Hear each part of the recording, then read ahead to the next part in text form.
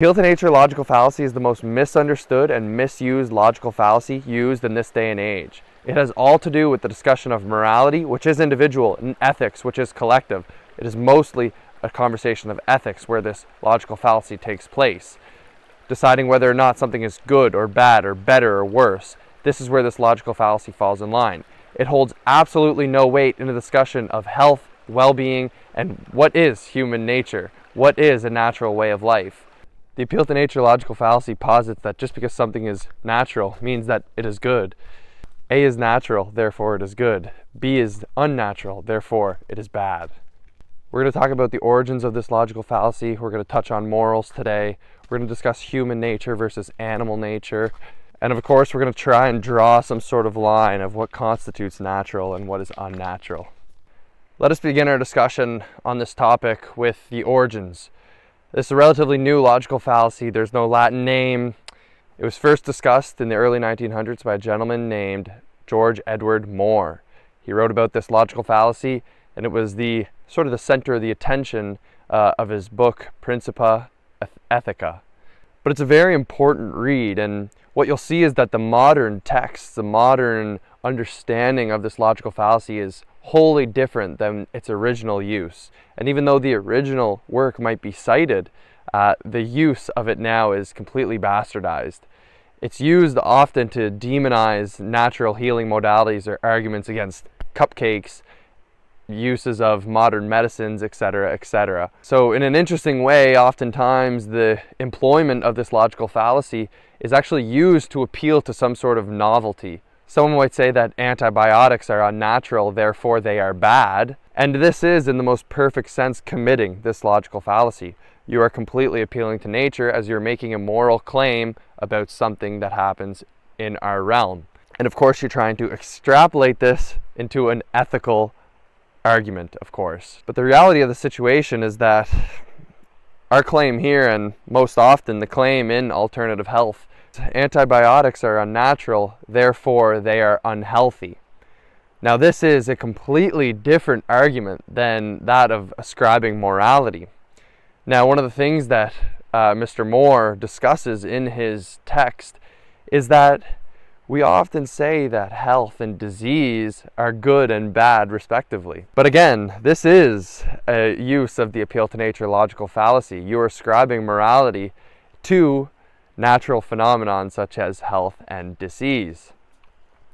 And interestingly enough, in this, my own moral judgment and ethics that I would propose concerning the terrain, I would certainly not include disease in a bad category. Of course, it's undesirable, but symptoms we know are the healing processes of our body. They are our body trying to regain some sort of balance and homeostasis. And Mr. Moore discussed this extensively in his text, how we often ascribe morality to health and disease, and this should be completely avoided. So to say that something is natural, therefore it is healthy, is certainly not an appeal to nature. Because what we know of nature is that it is our default state of being. Our human nature, our existence, our being, our natural habits are the normal, whatever normal is, but it is certainly our default way of being. Anything that is added on to that, and this is where we need to draw some sort of line, becomes muddier and muddier as you go. And the problem is that you move far away from what is default, you add these foreign habits, chemicals, ways of life, and this is going to create problems. And this is where we tiptoe into what causes disease and what makes an individual unhealthy. So if you're making an argument that cupcakes or antibiotics or the use of modern medicine and its use today in this day and age is a unhealthy endeavor, and somebody says that you're appealing to nature, you should ask them if health is good or bad. And if they say that health is good, they are then committing a logical fallacy, the appeal to nature logical fallacy. So let's start to draw this line of what is natural. A counter argument you might hear regarding this, if someone were to claim that you're using an appeal to nature logical fallacy, someone may say that eating a poisonous mushroom is not healthy, or getting bitten by a venomous snake, again, an unhealthy endeavor, leads to some sort of disease of the body. Now I find these claims quite absurd because we've had wisdom of what we can and cannot consume, and even animals have this wisdom innate. They know what they should and shouldn't eat. And obviously an animal knows of a predator attack. They know that that is an undesirable thing. Being attacked by a bear or a lion out in the woods is certainly an undesirable event that will lead to some sort of physical trauma and thus a disease. So I would not include these in a discussion of what is a natural habit of the human being, because it would not be habitual to go out and eat some sort of poisonous mushroom or be attacked by some sort of predator. But of course it might not be right to say that this is an unnatural occurrence either. And so our universe works in a very interesting way. Whereas sometimes these events are necessary processes for the betterment of the people, of the greater ecosystem. Of course we're accepting that nature has no moral judgment to it. And so who are we to decide whether or not some sort of event, such as being attacked by a predator, is a good or bad thing for the greater being of our existence? Of course, loss is a very sad endeavor. You know, grief is very difficult on individuals. Who are we to judge whether or not this is a good or bad event? You know, loss and death is a necessary event. It's necessary for the cyclical nature of our realm. Some sort of death is required for new growth to occur. Now, another argument you might hear regarding this might be in the discussion of learning about ancestral wisdom and trying to maybe appeal to some sort of tradition, which can certainly be a logical fallacy. So you must be careful in how you formulate your arguments, of course. But in formulating a solid argument around the way of life of our ancestors, of course, these individuals were not diseased at the rates as we are now. Obviously, they might have had some sort of diseases, right? Often acute. They just certainly didn't see chronic diseases as we do. And of course, they had lots of physical trauma. That would probably be the #1 cause of disease in the ancestral way of life, whether it be through predators or whether it be through other tribes and wars and things of this nature. So when it comes to what is healthy and what is unhealthy, the appeal to nature is the perfect way to determine this. Being out in nature, out in some stream, in the sun, enjoying this energy around us, the frequencies of the earth, is absolutely a healthy endeavor. Consuming foods that are unadulterated, unprocessed, minimally processed, I should say, because there are natural ways to process foods. And I would include cooking or fermenting in these categories. But again, it may be a very beneficial thing to consume food in its most unadulterated state, such as raw, especially when it comes to animal products. Because again, when you look at nature, these things were prized and it was the first thing consumed. You know, you weren't waiting to cook a fire to have a meal if you were waiting a couple days. You were getting right into it. Same with an egg. If you found eggs in nature, you were going to light a little fire and boil them or, you know, fry one up. You were probably just going to eat that thing raw. Same with milk. You weren't going to heat it up or anything like that. So it seems as though if there's anything that's acceptable to cook, it's certainly meat, the muscle meats. But again, eating a certain amount of this raw, fats, organs, stuff like that is going to be very, very healthy. Because this is observed in nature, obviously among all of our animals, but again, humans as well. Many, many ancestral tribes, if not all of them, consume some sort of raw animal product. And I do believe that a certain amount of plants being consumed is not an unnatural thing either. But the one thing that we do see with humans in history, our ancestors, is that plants were often prepared in a very specific manner. Housing. What is natural when it comes to housing? You know, airflow is certainly a natural thing. We didn't see these stagnant boxes being built. You know, we had teepees and wigwams here in North America. They had huts, mud huts, again, no doors, no windows, stuff like this. And if there were makeshift doors or windows, they were still movement of air, right? So, you know, when you see stagnation, you see buildup, you see debris, you see bacteria forming, you see different things like this. So look at the pond versus the river. This water is beautiful, clear, it's pristine. And you go to a pond and it becomes stagnant, full of algae, bacteria, things of this nature. Again, these things are not good or bad, and the pond is not necessarily unnatural at that point, but the pond is not as pristine, consumable, usable, pure as a stream is, right? So you have to look at the difference between what is seen in nature. Pond is the stagnation. It is the representation of disease. It's not unnatural. Again, disease is also not an unnatural process.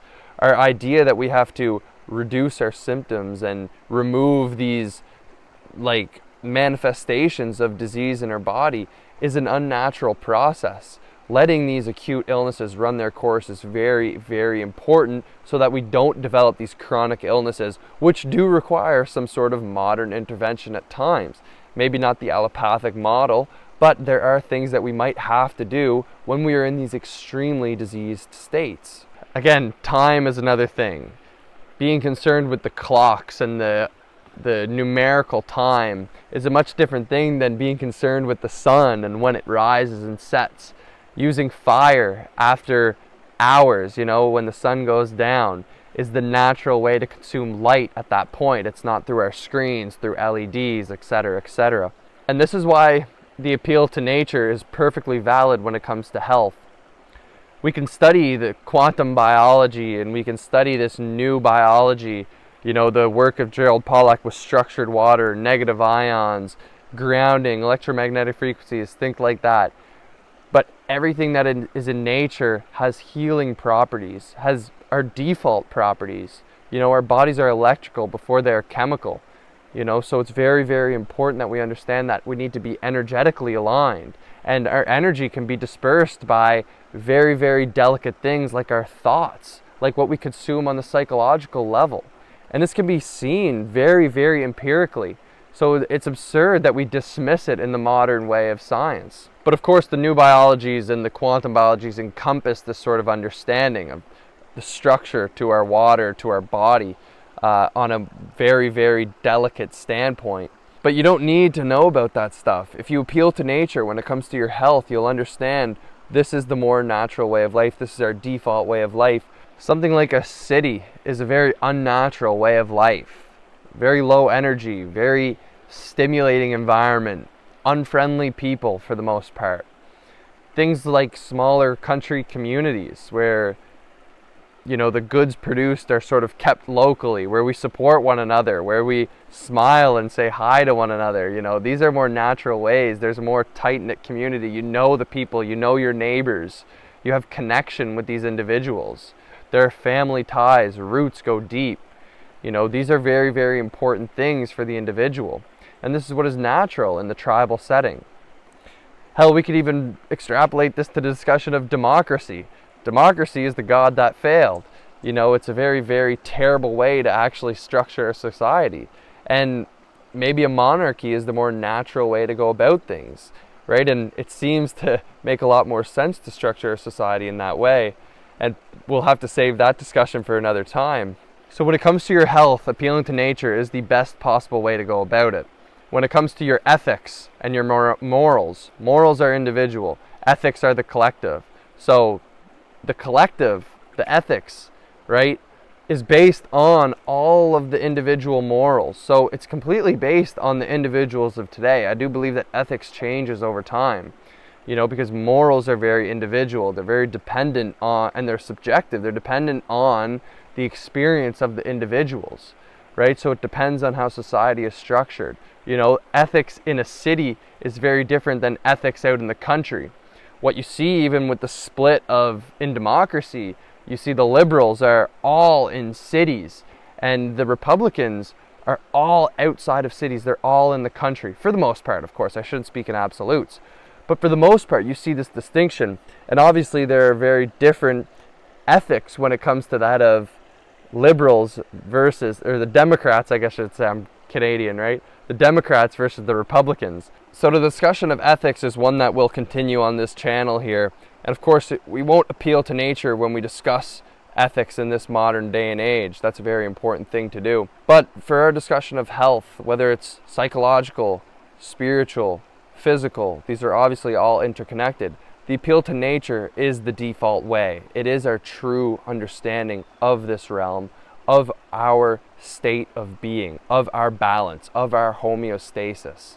And so when you see this logical fallacy, please refer them to the original text by George Edward Moore and tell them that you are not discussing ethics, you are discussing health. At the end of the day, nature is the only thing that we know is true. It is absolutely true. Whatever occurs in nature, we have to accept, tsunamis, predator attacks, loss, birth, life, these are all things that we could try to ascribe morality to, but at the end of the day, nature knows best. It's the absolute. It will be here forever and ever. It will surpass us. It's very, very important that when ascribing morality, we don't necessarily appeal to nature, because morals are an individual endeavor, but when it comes down to it, nature is the absolute.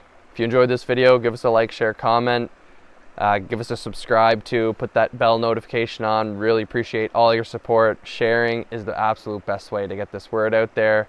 We're almost at 1,000 subscribers. I'm going to give a book away to one of my subscribers when we hit 1,000, The Structure of Scientific Revolutions, so make sure you don't miss that.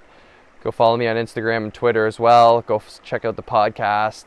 We're going to delve more into this topic if you guys like it.